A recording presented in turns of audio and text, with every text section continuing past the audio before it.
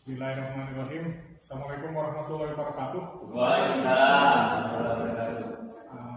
Pertama-tama saya ucapkan terima kasih kepada pembimbing 1 Pak Nanang, sehingga ada Pak Bagus sebagai dosen penguji 1 sebagai dosen penguji, dan juga ada Pak Fajar Firdaus dari Direktorat Meteorologi yang juga sudah hadir secara daring. Jadi hari ini kita akan mengadakan sidang untuk mahasiswa Habibur Rahman dengan judul prototipe pendeteksi potensi kebocoran dalam pengujian BDKT gas LPG 3 kg. Waktu presentasi selama 15 menit. Silakan dimulai.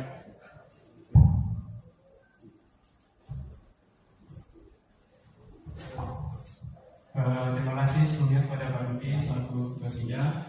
Sebelumnya yang hormat pada Pak Budi selaku ketua sidang pada pagi hari ini, Pak Bagus selaku penguji pertama pada hari ini, dan juga yang tidak lupa yaitu Pak Nana selaku pembimbing pertama dan Pak Fajar yang hadir secara online selaku pembimbing kedua pada hari ini. Assalamualaikum warahmatullahi wabarakatuh. Waalaikumsalam Warahmatullahi wabarakatuh. Perkenalan, nama saya Habibur Rahman. Kali ini saya ingin mempresentasikan hasil dari proyek akhir atau tugas akhir dengan judul prototipe deteksi potensi kebocoran dalam pengujian BDKT gas LPG 3 kg.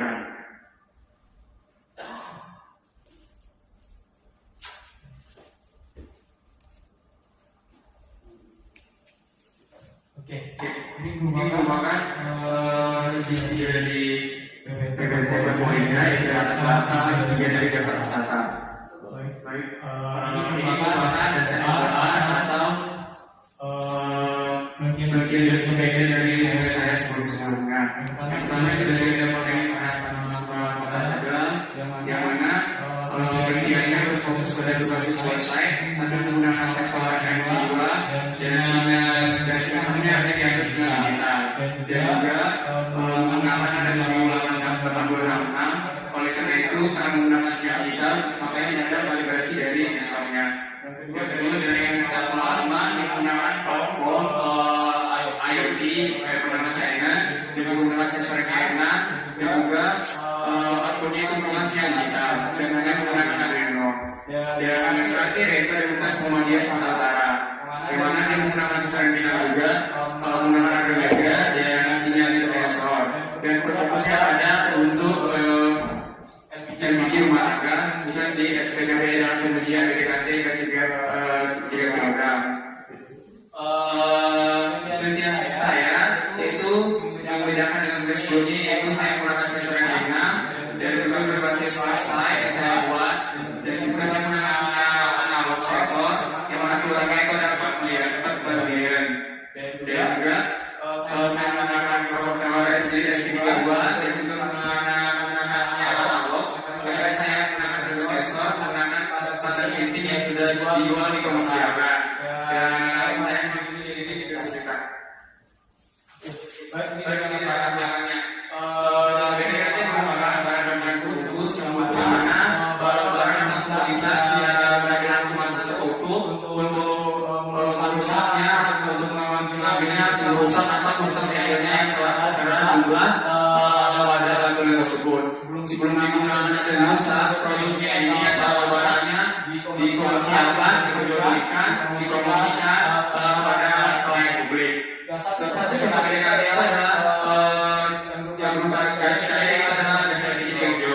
Ketika pengawasan BDKT gas LPG 3 kg, dapatnya ada kebocoran gas atau residu yang terjadi setiap pengisian tabung dari unit pendingin mesin di SPBD. Menurut yang memberikan 2022. Yang mana menurut kami ini alat LPG untuk pembangkang dan daerah yang besar itu sebesar 1.571 miliar.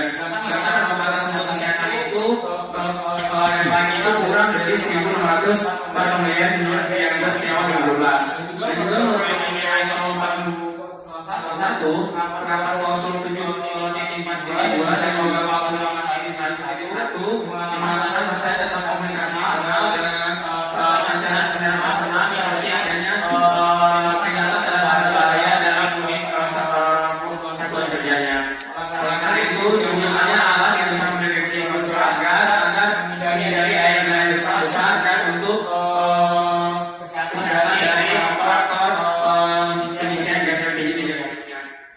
Dan ini state of the art yang membedakan weekend saya dengan weekend sebelumnya. Yang pertama itu ada dari Politeknik Harapan Bersama Kota Tegal, yang mana weekend ini berfokus berbasis website dan menggunakan sensor MQ2, yang mana output dari sensornya itu menggunakan sinyal digital sensor sehingga tidak ada vibrasi dari sensornya. Dan juga menggunakan microcontroller jenis IC86. Dan juga ada dari Universitas Lawarman, di mana menggunakan platform IoT yang bernama Jarene, dan juga menggunakan sensor MQ6 yang mana outputnya adalah sinyal digital. Dan juga menggunakan Arduino Uno. Dan yang terakhir ada Universitas Muhammadiyah Sumatera Utara yang menggunakan Nasional 2 sensor MQ6, dan juga menggunakan output sinyal digital sensornya, dan juga menggunakan microcontroller Arduino yang mana ini tujuannya untuk diaplikasikan kepada masyarakat. Dan yang dari saya itu menggunakan sensor final, di mana outputnya adalah sensor sinyal analog yang 4 kemudian dan berbasis website menggunakan microcontroller SPT32, dan juga saya melakukan kalibrasi sensornya menggunakan standar system yang sudah dikomersialkan. Ini latar belakang saya. Latar belakangnya itu dimulai dari BDKT. BDKT merupakan barang dalam keadaan terbungkus, dan salah satu contoh dari BDKT adalah gas LPG 3 kg. Pengawasan BDKT gas LPG 3 kg sering terjadinya adanya kebocoran di lapangan atau residu dari gas LPG ketika pengisian dari unit filling mesinnya. Oleh karena itu, menurut nilai ambang batas LPG untuk dapat terbakar menurut daya ledak yang tinggi itu lebih dari 1.500/1001 tepat kemudian menurut Mendekan Manuel, dan juga ambang batas yang baik untuk kesehatan untuk operator itu kurang dari 1.600 tepat kemudian menurut Priyaga Setiawan tahun 2012. Dan juga menurut dokumen ISO nomor 2001 penerapan klausul 7.42 tentang komunikasi internal dan klausul 8.1.1 tentang perencanaan dan pengendalian operasional, yang mana harusnya adanya tanda peringatan atau tanda bahaya dalam unit satuan kerjanya. Oleh karena itu, saya membuat prototipe mendeteksi kebocoran gas LPG agar tidak melebihi kadarnya untuk menghindari adanya ledakan dan untuk menghindari adanya gejala penyakit dari operatornya. Baik, ini tujuan perintahnya. Pertama itu adalah membangun sistem berbasis website pendeteksi kebocoran gas LPG 3 kg, membuat sebuah prototipe pendeteksi kebocoran gas 3 kg, dan mengetahui dari akurasi prototipe dari sensornya pendeteksi kebocoran gas LPG 3 kg. Batasan masalahnya adalah saya menggunakan sensor MQ6 yang punya batasan dan punya spesifikasi khusus, dan data informasinya hanya diberikan kepada pemangku jabatan atau stakeholder yang membutuhkan data berapa penemuan dari kadar gas LPG yang terintegrasi. Dan juga saya menggunakan gas detektor yang dikomersialkan sebagai standar, dan juga saya menggunakan output berbasis OLED, buzzer, dan sistem website yang saya bangun. Dan gas LPG sendiri merupakan campuran dari propana dan butane sekitar 90%, dan sisanya adalah pentana dan lain sebagainya. Oleh karena itu memiliki sifat yang mudah terbakar dan daya ledak yang sangat tinggi. Dan juga ada ISO 2001 yang menyatakan harus disediakan alat-alat untuk mendeteksi, mengukur tanda-tanda bahaya.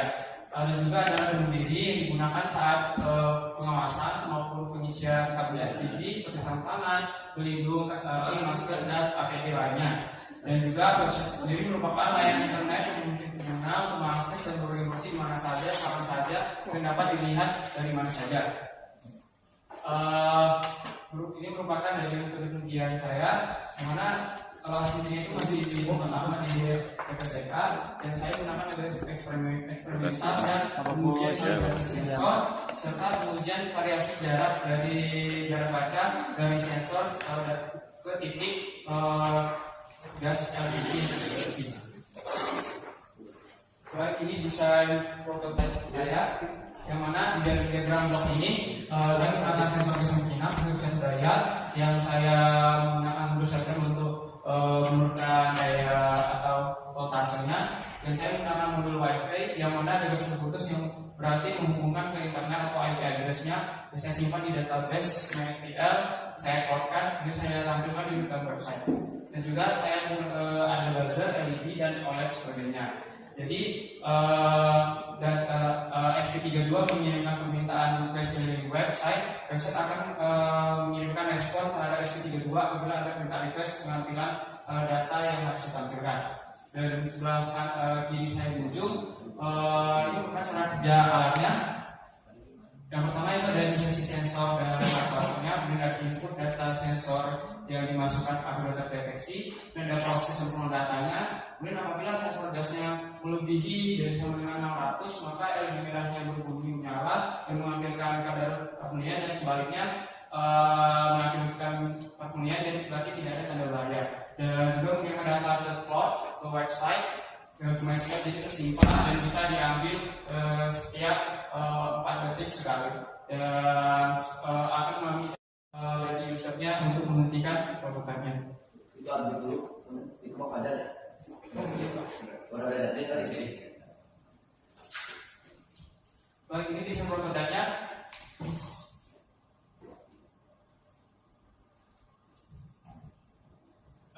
Dapat dilihat ini dasar karantina sama seperti sebelumnya, dan ini merupakan contoh komponen-komponen yang saya gunakan. Dan ini sisi prototipenya, mana ukurannya itu adalah 90x60, mana tinggi 50, lebar 60, panjang 60, dan tebal platnya itu adalah 3 mm. Dan ini merupakan tampilan website saya, yang mana di tampilan website ini ada mengambil kadar gasnya dan juga grafik dari setiap detik waktu yang terdeteksi. Dan waktu update situ di atas juga terlihat waktu update terakhir penginputan data terhitung dari jam, menit, dan detik, dan juga tanggal kapan data terakhir itu. Dan juga ada reset data untuk merestart ulang dari grafik untuk hari esoknya atau bulan besoknya sebagainya. Dan di bawah terdapat websitenya, dan saya menggunakan website hostingnya yang gratis, makanya ada web host system. Dan ini tampilan prototipenya, ada step down sesuai dengan gambar yang 3D design tadi sebelumnya. Dan ini hasil dari kalibrasinya. Saya mengkalibrasi ini jarak dari 36 cm, berarti 35 cm ke bawah. Dan rata-rata error yang didapatkan itu adalah minus 3,24%, dan standar deviasi error 6,1 kemudian, dan akurasinya adalah 96,1%. Saya menggunakan sampel sebanyak 50 sampel percobaan. Lihat bahwasanya apabila sensornya atau SP32 nya menangkap beberapa kemudian yang lebih dari 600, maka beserta LED merah yang hidup, LED-nya off, dan nilai sensor yang terbaca di website akan juga berhasil ditampilkan melalui tampilan website-nya. Dan kesimpulannya, prototip ini berfungsi dengan baik.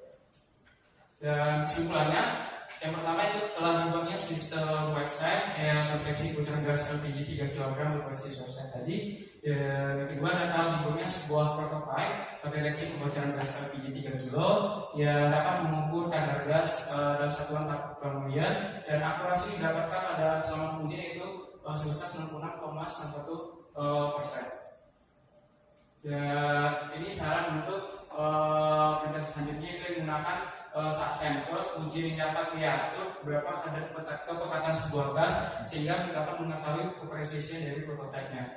Dan juga menggunakan sensor dari sisi kesulitan tinggi atau lebih di atas range-nya di atas sensor yang final. Dan juga menggunakan alat spektrometri untuk mengetahui berapa kadar gas yang dideteksi pada sensor, dan sebagai alat standar juga untuk kemudian untuk penelitian selanjutnya. Dan ini daftar pustaka saya mengambil dari beberapa list sebelumnya dan juga jurnal-jurnal, dan juga beberapa dokumen-dokumen undang-undang dan pemerintahan. Mungkin segitu dari saya kembalikan kepada Pak Dudi Bersidang. Terima kasih Habibur Rahman. Untuk selanjutnya saya persilakan kepada Pak Bagus mulai tanya jawab. 10 menit ya, Bagus. Ya. Baik, terima kasih Pak. Sebelumnya mungkin ini dari mahasiswa yang mengajukan tugas akhir atau penelitiannya, terutama yang banyak ke arah ini lingkungan gitu ya, emisi gas dan lain sebagainya, itu kita patut apresiasi ya. Itu yang pertama. Baik, untuk judul yang diambil ya, kita mulai dari awal. Judulnya adalah prototipe ya, pendeteksi potensi kebocoran. Ini yang menarik. Kamu membuat prototipe pendeteksi ya. Nah, untuk potensi kebocoran, menurut pengertian Habibur Rahman, nah, itu apa gitu potensi kebocoran? Jadi, khususnya ini kasusnya dalam pengujian PDKT. Dijawab dulu. Begini dulu. Saya ingin jawab potensi kebocoran ini dalam artian saya merupakan potensi adanya kebocoran yang ditimbulkan saat dalam pengujian PDKT gas LPG-nya. Jadi ada potensi kebocoran yang dihasilkan dari selama pengujian atau pengisian dari gas LPG 3 kg. Bocornya atau bocor biasa, bocor sampai membahayakan dengan standar dia dan ambang batas dan lain sebagainya. Sampai ke situ pengertiannya.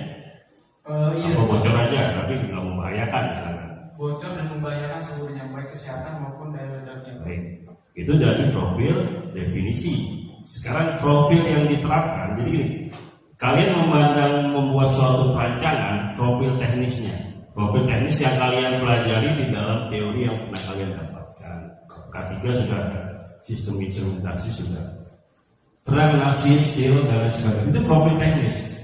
Kamu harus menerapkan, apalagi dihubungkan dengan ISO 45001, ya kan? Profil teknisnya dibuat nggak? Safety instrumentasi sistem. Jadi instrumen apa yang dijadikan safety? Gitu. Jawab dulu. Paksa diulangkan. Yang mau dikontrol kan? Instrumen apa yang dijadikan safety? Gitu kan? Nanti ada yang sifatnya indikator. Kalau kamu nggak jelaskan, indikator itu bisa LED 1, LED 2, buzzer. Nanti ada yang eksekusi di dalam profil teknis itu. Siapa yang ngomong? Saya ulangin ya. Di dalam profil teknis itu, SIS-nya apa? Kamu tadi sebagai indikator. Kemudian ada lagi yang lebih emergency shutdown sistemnya ada nggak gitu? Ketika itu pada tingkatan level yang safety yang membahayakan. Dari SIS ini sudah menentukan instrumen apa aja yang bisa mengontrol tadi, yang bisa membantu kita di dalam mendeteksi potensi kebocoran. Yang terakhir, bagaimana kita membuat seal? Jadi ada layer-layer. Tadi pertanyaannya aja, kamu harus membuat profil teknis seal 1, seal 2, seal 3. Ini potensi. Kamu bicara definisi bisa, penerapannya harus bunyi. Sistem instrumen layernya bagaimana? Yang dikatakan 1 sampai 3 daerah mana ditentukan. Terus kemudian jarak sensor, data tadi 35 cm. Kamu bagi berapa seal? Kalau baru indikator berarti belum membahayakan. Baru indikator di seal 3. Ini bahaya, LED dulu, LED 1, LED 2, kemudian seal yang 2 itu mungkin buzzer ya. Nah itu kamu tentukan sampai ke seal 3 yang menentukan risiko kebakaran. Itu shutdown emergency sistemnya bagaimana? Nah, itu harus benar-benar kalau bicaranya potensi kebocoran. Kalau hanya menguji, oke, nanti kita masuk ke pengujian ya. Pengembangan itu harusnya donut dan bapak sempurna ya. Kita lanjut ke tujuan. Bisa tunjukkan tujuan. Berapa menit saya dikasih waktu? Kalau 5 menit. 5 menit lagi. Oke, 5 menit. 2 menit sebelum selesai bisa ini.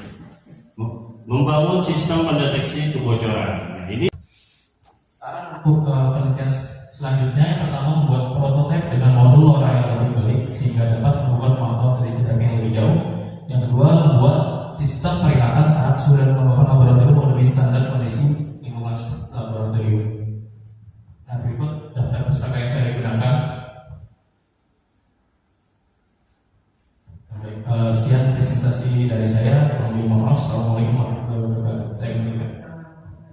Baik, langsung saja ke Agus.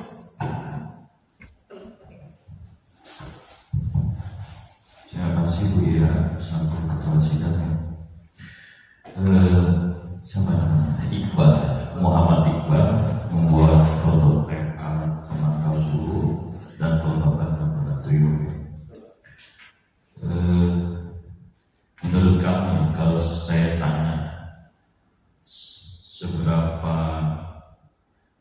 mampu prototipe kamu itu mengukur, saya jawab seperti apa? Seberapa mampu mengukur suhu dan kelembaban? Kamu melihatnya dari sudut pandang mana? Saya baru secara umum itu dihubungkan dengan spek teknis. Setelah kamu buat kan kemampuannya bisa dilihat dari yang ditunjukkan oleh data. Seberapa mampu sih dia mengukur kelembaban dan suhu? Kamu melihat dari sudut pandang mana? Yang utama itu sebenarnya meteorologi kan sebenarnya dia mampu baca di kisaran berapa gitu. Baik, yang pertama dari sensornya sendiri dari minus 40 derajat Celcius sampai dengan 80 derajat Celcius. Nah, kemudian untuk performa dari pemantauannya sendiri bisa dilihat dari yang data yang diterima, data yang didapat itu alat ini mampu melakukan pemantauan hingga 5 jam. Jadi kalau saya bilang untuk pemantauan lab laboratorium itu dia saya pikir mampu Pak, karena dari lab sendiri kan pemantauannya nggak selama 24 jam ya Pak. Mungkin gini, pertama tujuan kamu menulis, tujuan penelitiannya adalah untuk memantau suhu dan kelembaban laboratorium. Kamu survei dulu ruang suhu dan kelembaban itu perubahan suhu dan kelembaban yang dibutuhkan, kira-kira kemampuannya berubah sedikit 0,1 aja, mampu nggak kamu? Suhu itu kan fluktuasi ya. Nanti kalau kamu udah survei, baru kamu menentukan nih cara pengujiannya. Cara pengujiannya kalau suruh kamu ambil yang mana? Lab PPSTK. Oh dia ada di Bandung ya. Bandung ketinggian tertentu dia cepat banget tuh berubahnya tuh. Nah, kemampuan kamu bisa ditunjukkan perubahan 0,1. Kamu jawabnya kemampuan kamu berapa? 0,1 misalkan dari 25 derajat Celcius dia berubah jadi 25,1, 25,3 atau 24,2. Nah, kalau ditanya seperti itu kemampuan kamu bisa membaca kemampuan terkecilnya berapa perubahan suhunya? Resolusinya 0,1 derajat Celcius suhu. Itu yang paling utama ya. Kan mau dipantau perubahan suhu. Ada yang berubah 1 derajat, wah kalau udah 25,1 dia nggak bisa gitu. Prinsip kerjanya gitu kan yang paling utama. Kemudian kamu mau ukur ruangan kan? Ruangan itu gimana cara mengatasi, apakah dia homogen gitu kan? Kamu ngambil titik, misalnya titik ujung dapat suhu ruangan itu sekitar 27, 2, kok di tengah beda gitu. Nah kamu pengujiannya seperti apa nih? Untuk pengujian sendiri, saya yang pertama itu akan mendiamkan labnya, jadi ditutup semuanya pintu atau jendela yang ada, itu didiamkan selama 1 jam Pak. Selama 1 jam, 1 jam itu saya akan menyalakan AC, kira-kira yang sesuai 20 derajat, 20 derajat Celcius, dan dinyalakan yang itu ada namanya di lab itu kan humidifier ya Pak ya, ada humidifiernya. Saya nyalakan menjadi 50%. Itu didiamkan selama 1 jam, baru habis itu baru dilakukan pengujian. Jadi pengkondisian. Pengkondisi itu tadi survei itu yang perlu dilakukan adalah kita pengkondisian mau seperti apa dengan ruangan yang ada, itu dulu dilakukan pengkondisian. Berapa lama gitu kan? Kamu jawab gimana kalau tanya berapa lama? 1 jam dapat dari mana? Haruskah 2 jam atau 1 jam, haruskah 5 menit, 10 menit? Untuk dari sebenarnya kalau dari jurnal BSN Pak itu 4 jam Pak harusnya pengkondisiannya. Dasar teori kamu nggak tahu dulu. Untuk dasar teori saya kurang mengulik lebih dalam, tapi yang dari saya baca di jurnal itu sih 4 jam harusnya Pak. Pernah kuliah SUMK kan kemana? Ya benar. Saya tanya nih, laboratorium dengan volume yang setengah ini, pengkondisian apakah sama dengan yang volume sebesar itu? Dapatkah teori itu? Saya mungkin Waktu pengkondisiannya untuk teorinya saya kurang tahu sih. Lupa. homogenitas dan closure ya, homogenitas dan closure itu tergantung dari volume. Berapa lama kamu misalkan volume seluas ini akan lebih lama dia homogennya suhu suhu yang ada di dalam ruangan ini, apalagi perubahannya waktu pagi, siang, malam, ya kan? Setiap detik itu suhunya berubah. Kalau volumenya lebih luas akan lebih lama. Kamu bisa jawab teorinya. Ada rumusnya. Rumus untuk 3 dimensi geometri enclosure ya. Anggap aja open ya kan. Cuma dia setting suhu ruangan open itu. Nah open itu kalau dia bentuknya simetris seperti ini ruangan 3 dimensi, kamu tarik garis diagonal dari titik yang paling mewakili ruangan itu, kamu ngambil titiknya di mana? 1 titik, 2 titik? 1 titik. Menentukan titiknya kamu di mana? Di tengah ruangan, Pak. Di tengah kan banyak diameternya. Kalau bisa dibuat tuh. Jadi kalau di lab Pusbin itu kan ada meja di tinggi gede ya, Pak. Untuk timbangan atau AT gitu. Saya taruh di tengah dari sisi ruangan. Itu nggak salah itu ya, ada aturannya ya. Dengan titik tengah 3 dimensi itu tarik garis diagonal ruangan ujung ke ujung, lihat titik perpotongannya. Itu tuh titik yang wajib tuh. Kalau mau lihat homogenitas sebenarnya nggak ada hitungan, nggak 1 titik itu diragukan. Oleh karena bagaimana dengan pengukuran yang metodika gitu kan? Bagaimana pengukuran yang meyakinkan untuk mewakili ruangan tersebut? Homogenitas itu kalau 1 kurang. Ada berapa titik gitu kan? Kalau open dengan volume sekian dia punya 9 titik. Kenapa? Ada rumusnya kan? Masukin tabel. Nah itu ada. Sama minimal ya. Dari rekayasa fisika. Rekayasa fisika itu gitu. Ketika dia 3 dimensi, dia akan berkumpul kalau simetris ya. Berkumpul kira-kira homogenitas di titik tengah ruangan. Titik tengah ruangan itu kamu harusnya mengambil pengambilan di diagonal perpotongan tersebut, ya kan? Lebih dari itu bagus. Yang mewakili atas, coba aja kamu belum tuh sama loh, belum tuh homogen atas dengan bawah. Yang mewakili atas, kemudian dikondisikan yang bagus. Oke, kamu pakai tampilan di internet bisa.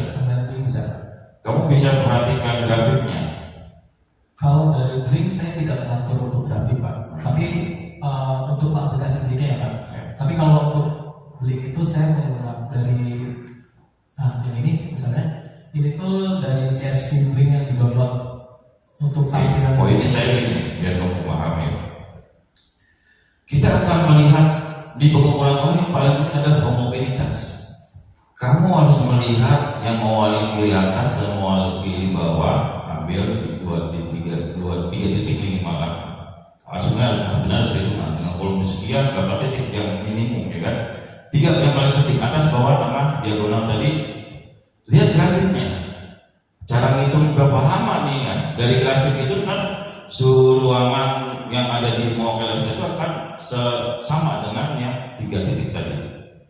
Oh berarti segini nih untuk ruangan. Itu survei sampai kayak gitu. Kalau mau benar-benar penelitian ya. Nggak cukup di situ, 1 kurang. Mewakili atas 4, bawah 4. Perhitungannya ada. Nanti saya ulangin lagi, habis waktunya kan. Itu poin penting ya. Saya prinsip ya. Kemudian kamu menggunakan sistem LoRa ya. LoRa itu apa yang dimaksud dengan LoRa? LoRa itu atau long range seperti dibilang itu merupakan komunikasi di kabel, Pak. Di kabel yang berdaya rendah dengan frekuensi SN yang sendiri. Jadi dia pakai frekuensi radio. Tujuannya untuk komunikasi di kabel, Pak, jarak jauh. Berarti gini ya. Karena menjadi judul, fokusnya kamu sebenarnya apa? Komunikasi data. Kan? Data dukungnya apa? Ternyata kamu bahasanya banyak data dukung komunikasi data kan? Ketika wifi terkoneksi dan tidak terkoneksi ya. Oh sudah habis. Oke, itu prinsip banget ya. Karena waktu udah habis sebenarnya banyak koleksinya, jujur banyak. Apalagi yang fatal tadi yang fundamental itu, ini ruangan homogenitasnya harus kamu survei dulu. Mungkin itu Bu Ira. Assalamualaikum warahmatullahi wabarakatuh. Terima kasih, Pak. Terima kasih, Pak. Pimpinan sedang saya kembalikan. Baik, sebagai ketua sidang perlu diperhatikan waktu tadi Bapak Budi tepat waktu 10 menit.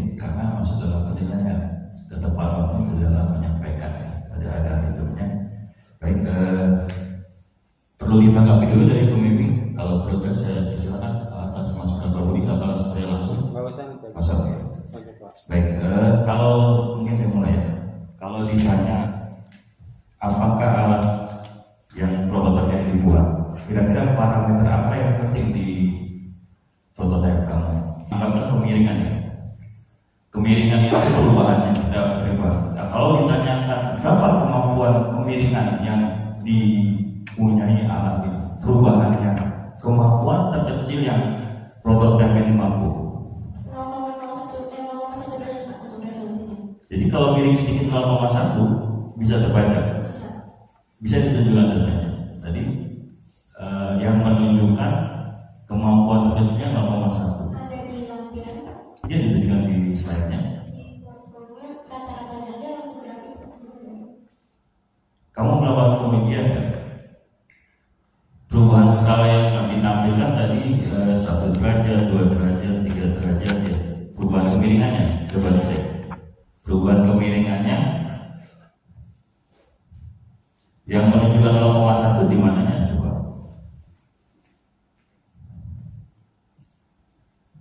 Misalkan bejana ukur mau ditaruh nih, ternyata dia nggak pas 1 derajat, 0,9 bisa baca miringnya 0,9 derajat tadi. Itu kan, nah dari situ kan 1, 2, 3. Ada nggak data yang menunjukkan miring 0,1 derajat aja bisa baca alat kamu? Bukan hasil perhitungan ya, hasil akurasi persentase sampai setelah dibandingkan itu beda.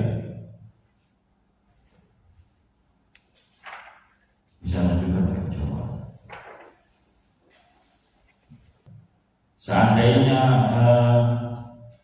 alat kamu baca kurang 1 derajat ya, saya punya alat bisa baca 0,9 kurang 0,9 derajat gitu.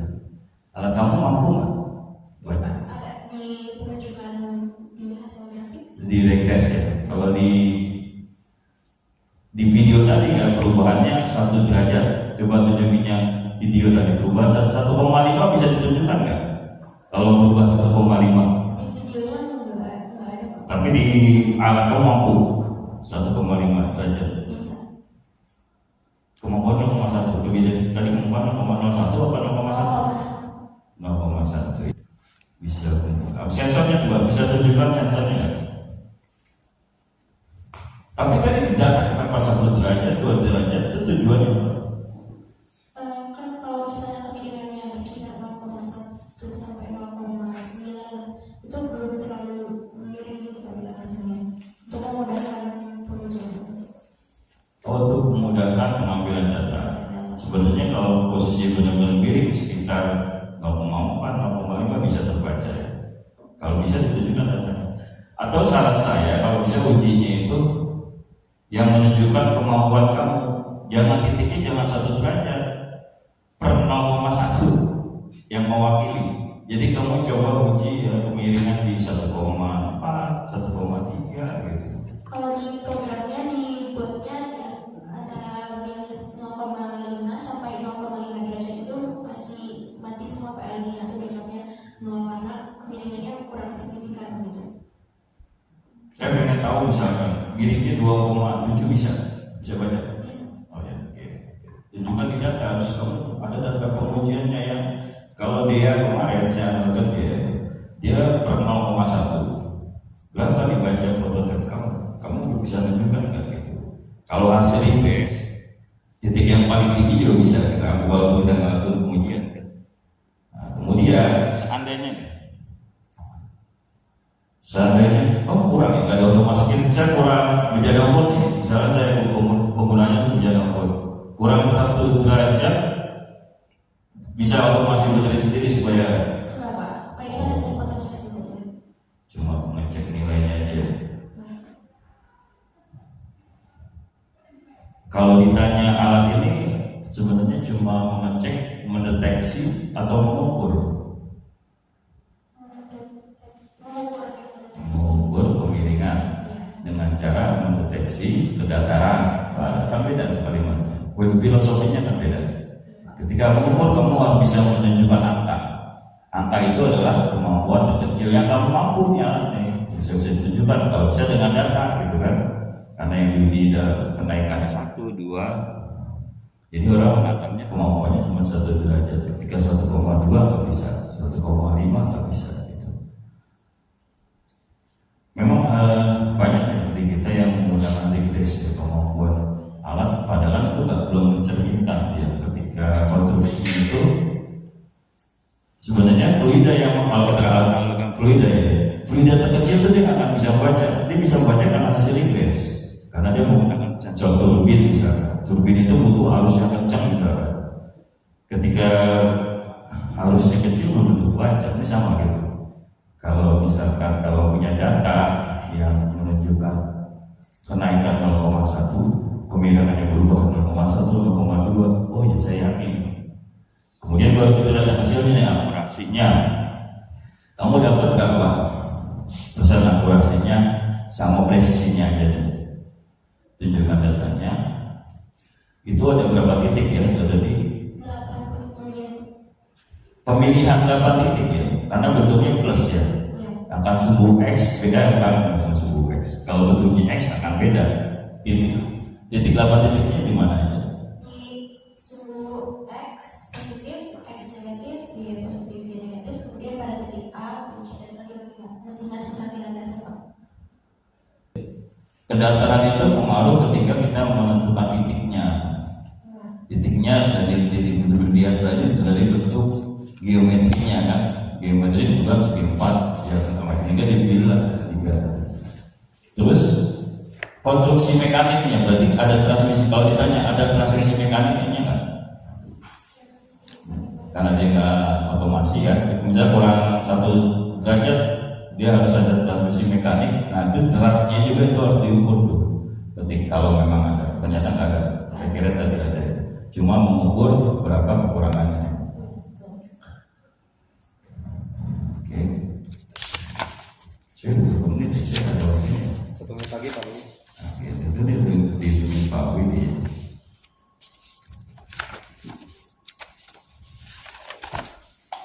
Tunjukin sensornya yang mana?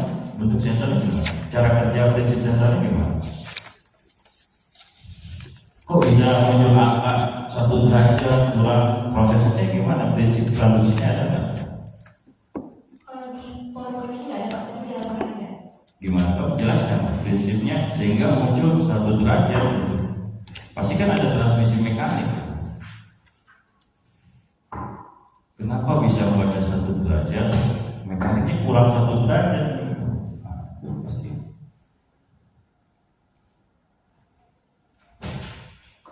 Misalkan saya mencontoh timbangan ya, kenapa dia bisa berapa ada regangannya sekian, nanti dari regangan tersebut menghasilkan 1 nilai berhubungan dengan listrik karena hambatan, misalkan hambatan itu nanti diarahin ke nilai yang bisa diamplifier, tegangan yang bisa dikuatkan, maka baru muncul lagi display angka sekian gram. Kamu muncul 1 derajat, gimana prinsip kerjanya?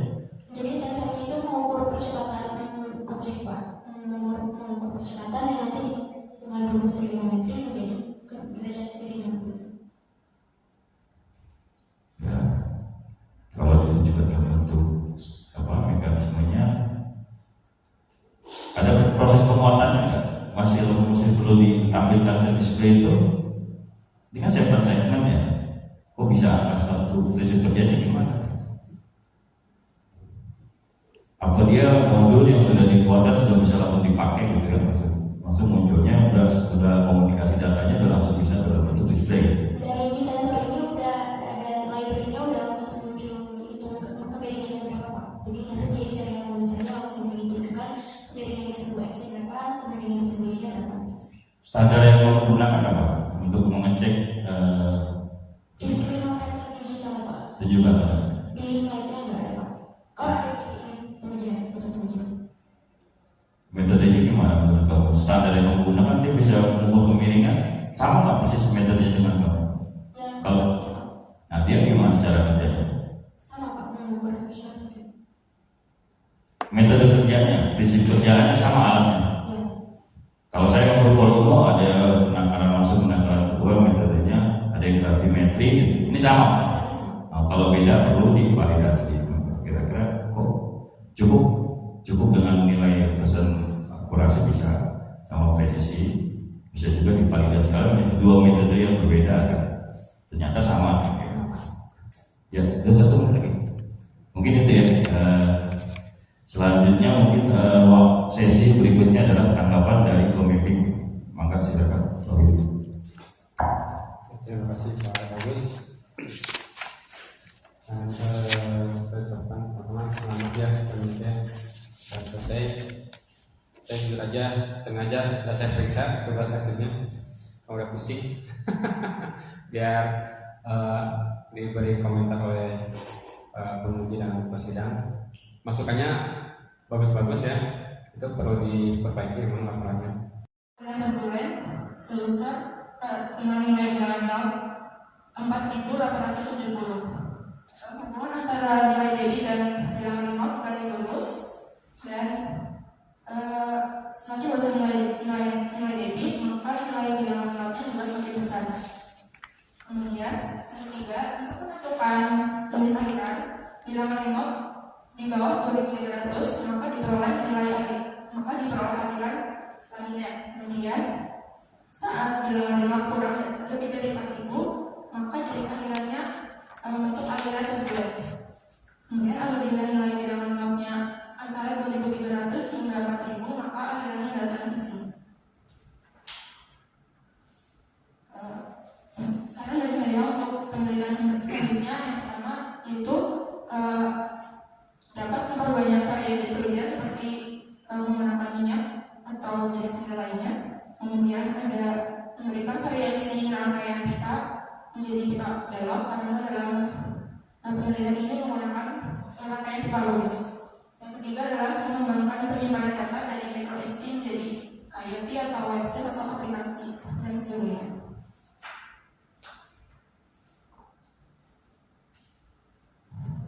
Dan sekian presentasi dari saya. Mohon maaf. Assalamualaikum warahmatullahi wabarakatuh. Terima kasih Bu Dana. Untuk selanjutnya silakan Pak Bagus untuk memberikan pertanyaan atau komentar selama 10 menit.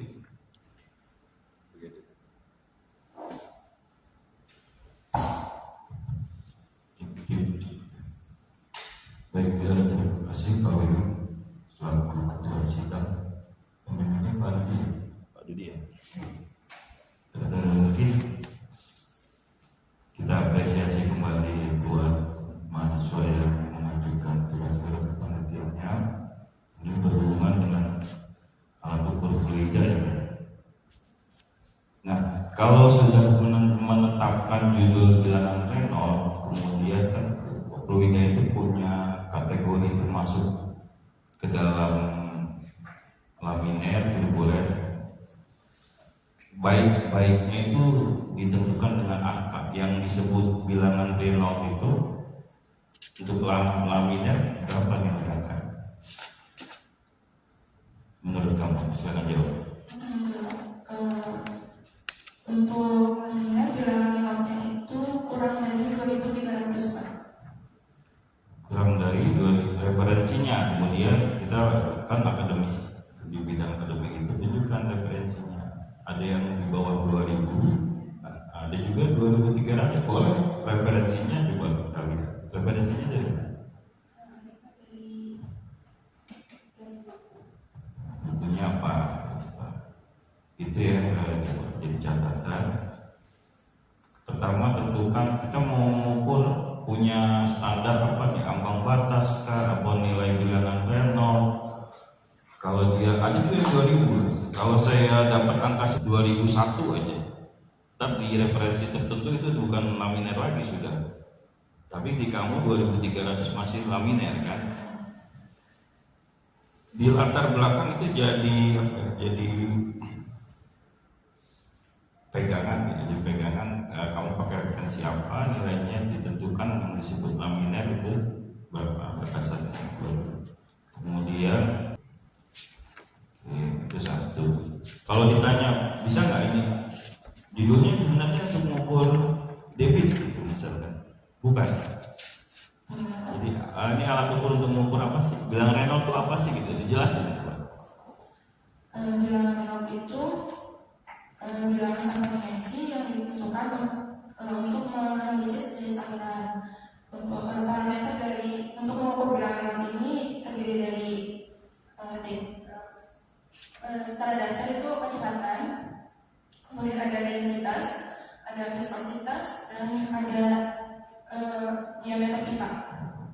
Bilangan itu ditemukan oleh Osborne Limau yang merupakan seorang penemu yang dalam penelitiannya ini mengukur bilangan dari suatu alat visual untuk membedakan antara laminar, turbulen, dan transisi.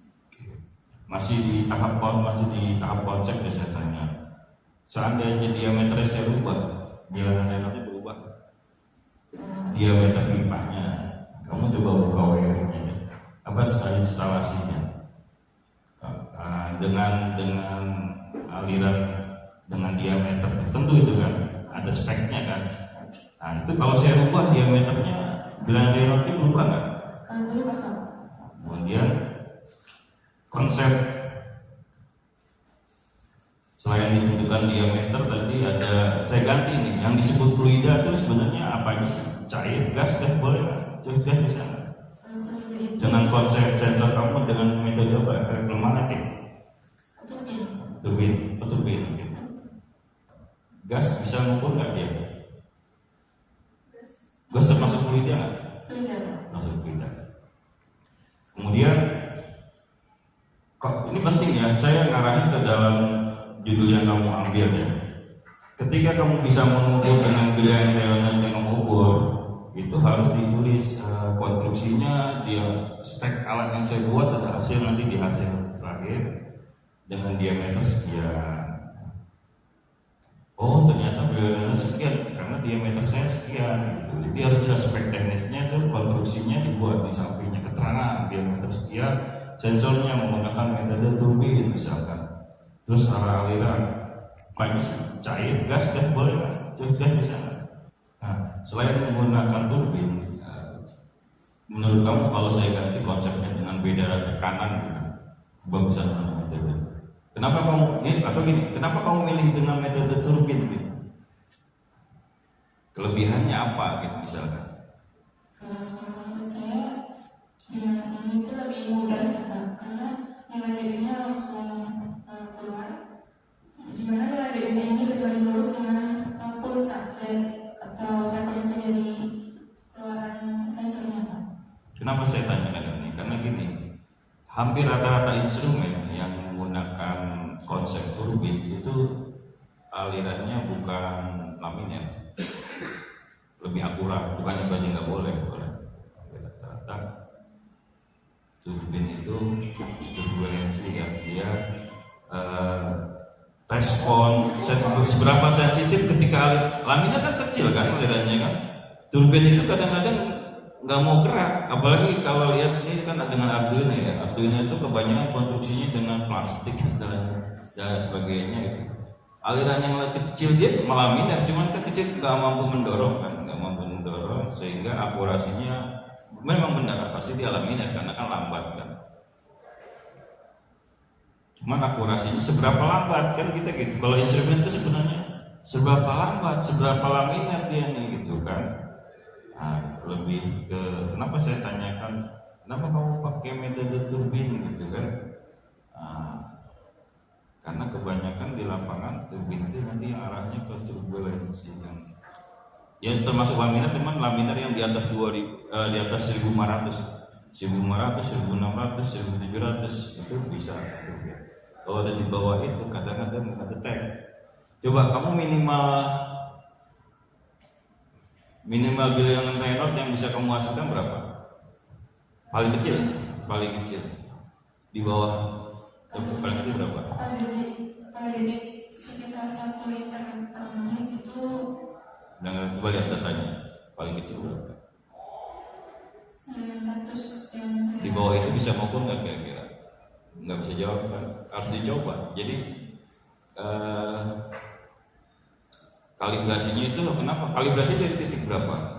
Bilangan Reynolds-nya?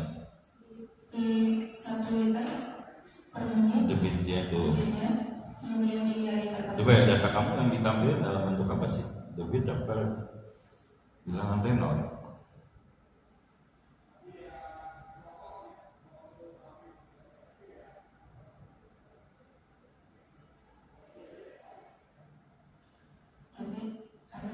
Ada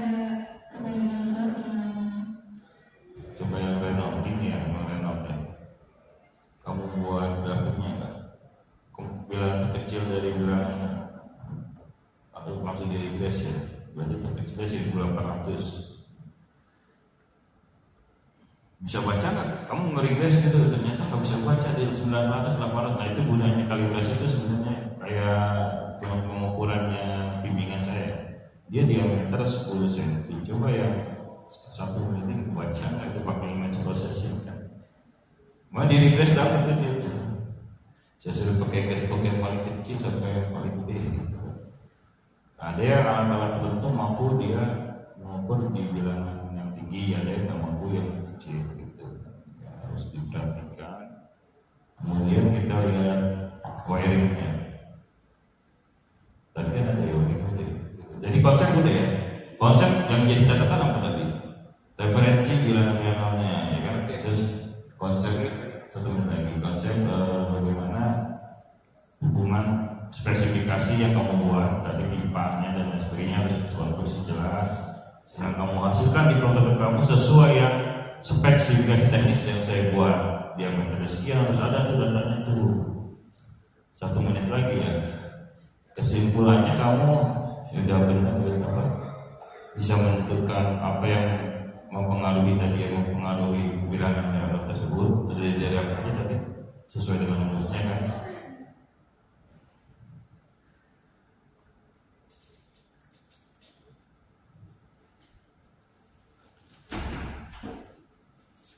Ya mungkin itu ya catatan tentunya saya yang prinsip aja gitu.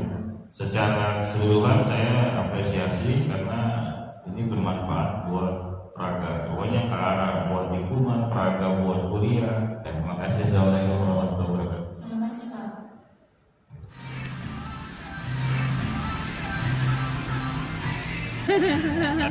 Pak.